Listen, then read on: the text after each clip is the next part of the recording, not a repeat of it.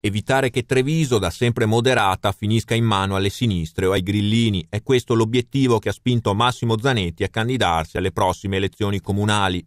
Il re trevigiano del caffè, patron del gruppo Segafredo, ha ufficializzato la sua discesa in campo presentando il simbolo della sua lista civica, Prima Treviso. Io l'ho detto prima, io mi dedicherò invece a questa attività e basta, lascerò l'altra e farò questa. Ormai ad un passo l'accordo con le altre civiche di centrodestra, l'imprenditore si dice fiducioso della possibilità di raggiungere un'intesa anche con PDL e Lega.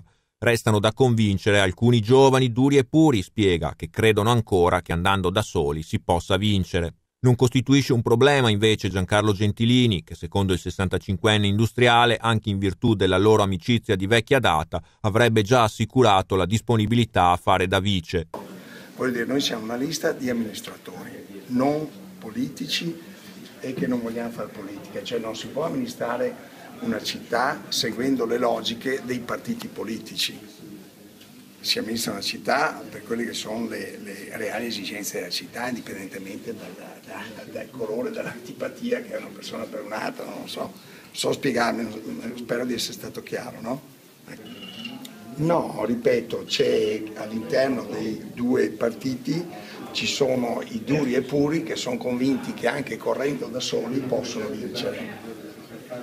E quindi sono delle anime del partito che ragionano in un certo modo, sta al coordinatore provinciale di smussare gli angoli e farli ragionare. Penso sia questo. Ognuno va a sua strada, cosa devo fare? Se loro fanno la loro strada saremo contro. Lei ha detto io no vice di Gentilini, ma il contrario come la vede? E appunto Gentilini le ha dato disponibilità. Prima penso che Gentilini non abbia problemi nei miei confronti, perché ci conosciamo da tanti anni, ci stimiamo reciprocamente e quindi non ha problemi. Restano appunto da convincere i duri e puri. I duri e puri, quelli ci sono sempre.